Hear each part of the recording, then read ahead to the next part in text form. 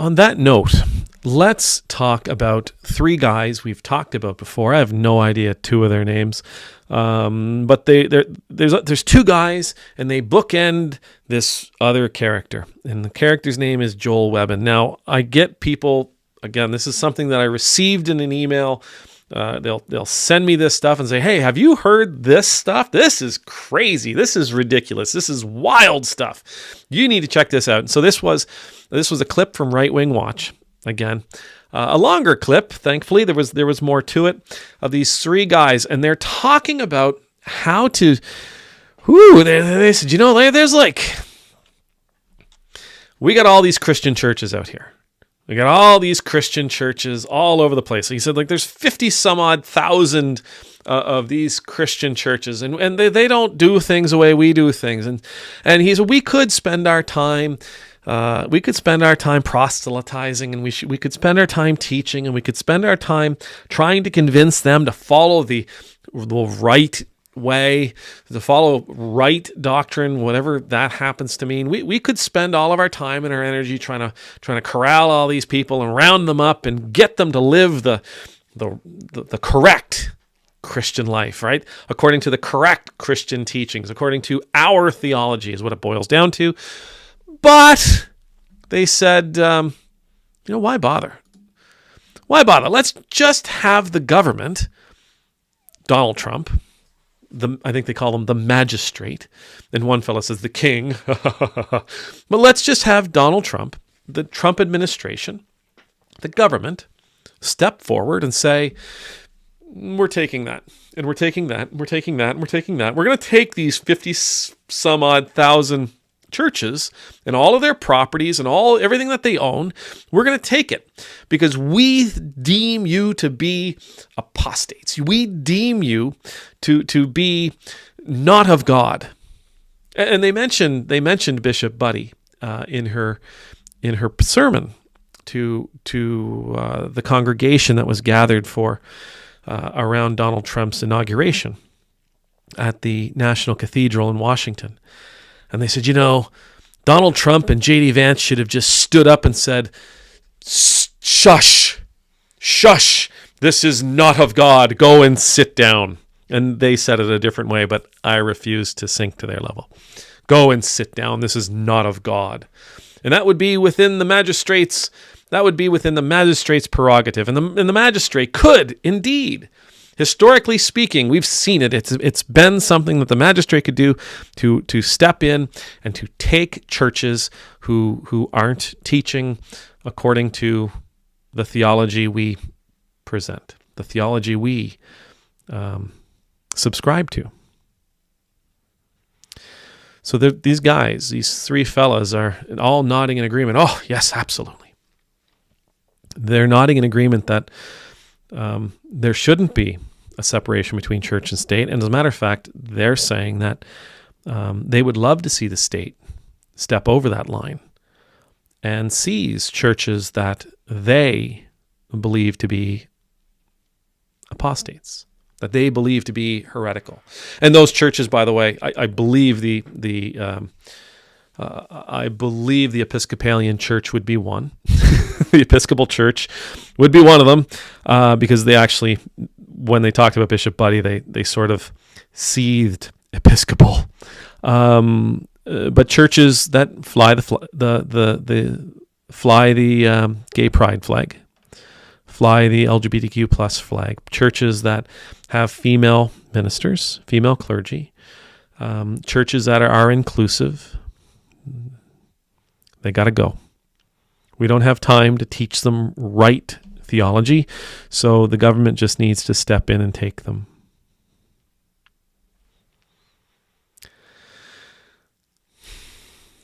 It's curious to me, as I was thinking about this, and these three, they must do a podcast, and in the past they've talked about their feelings about other religions, and they've said, no, it's fine that there are other religions. It's fine that there are other religions. What isn't okay is that we can't let people of other faiths have any kind of leadership. It's fine if you're Jewish, but you can't do that in public. It's fine if you're Muslim or Hindu or any other faith, Satanist. It's fine if you're some other religion, but you cannot worship in the public square, and you cannot hold positions of authority and leadership, elected office. That is not for you. This is a Christian nation, these guys would say, and therefore you can be here, but you don't get to have a say in. You don't get to have a say in how things are run. You don't get to say in how of the decisions that are made in leading this nation. And yet here they're saying churches that fly the flag and churches that have female clergy, you don't get to be a church. We're taking it. I thought that was really interesting, and I wondered why. Why is it? Why is it that they want to treat churches that they deem to be heretical? Why is it that they want to treat basically churches of another faith differently than other faiths? Why is it that they're so afraid of churches with female clergy and churches that are inclusive? Why is it that they're afraid of churches maybe who are woke, progressive, leftist churches? Why are they afraid of us? And as I began thinking about this, I thought, well, what is there to be afraid of? And what is there to be afraid of in the Episcopal Church? Why would you be afraid of the Episcopal Church? Why would you be afraid of a progressive church? Why would you be afraid of an inclusive church, a church who preaches equity, and a church who preaches equality, and a church who preaches welcome and hospitality? Why is it that you'd be afraid of a church like the National, a congregation like that at the National Cathedral where Bishop Buddy preaches mercy and compassion? Why would you be afraid of that kind of message? Why would you be afraid of a message that calls its congregation, calls the world really, to radical hospitality and radical love?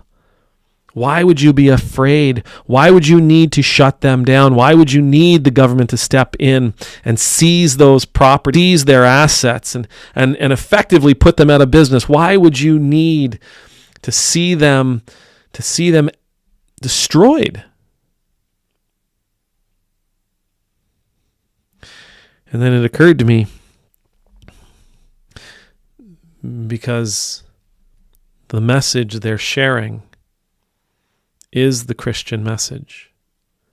And Jesus reminds us that people will stand up to persecute you for my sake.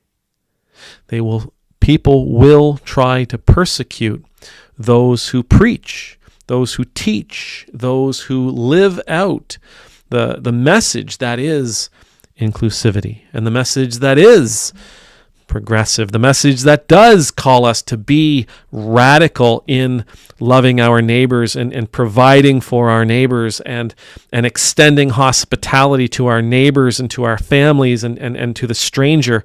That Jesus' message is inherently dangerous to anybody who isn't willing, capable, able, courageous enough, strong enough. Jesus' message is terrifying to folks who cannot or will not embrace it. And these three guys, that's exactly what they're talking about. They're talking about rejecting the gospel for the sake of the nation, for the sake of their understanding of Christian theology and Christian morality and Christian ideology. So a gospel of love and inclusion and equity and equality, a gospel of diversity and welcome and hospitality, a gospel of forgiveness and provision is terrifying to the Christian nationalist. Because it's that gospel. It is that gospel that people will gravitate to. It's that gospel that people, when they get tired of the fear-mongering and the war-mongering, when they get tired of the selfishness, when they get tired of the authoritarianism, when they get tired of moral, being preached down at from some amorphous moral high ground, the gospel of love and inclusion and hospitality is the refuge they will seek, because it's the true gospel. So at first I was like, oh my God, Christian nationalists are going to try to take our... Of course they are. It's terrifying to them. The progressive church, the quote-unquote woke church, the loving church, the inclusive church, the welcoming church, the church that happily flies the pride flag, the church that happily embraces all people for their gifts and their skills and their talents, is terrifying to them. It's so terrifying to them that they need big daddy government. They want big daddy government to come and destroy us.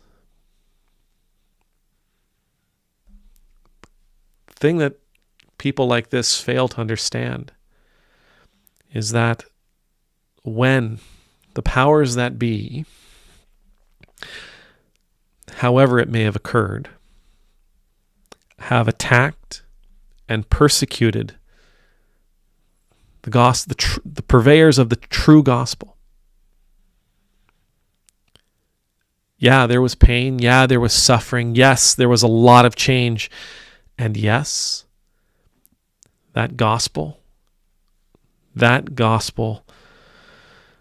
grew stronger and brighter in the world. Because there's nothing you can do to stop that message. There's nothing you can do to oppress that message. There's nothing you can do to stamp that message out. Every time you attack it, it only grows stronger. Amen.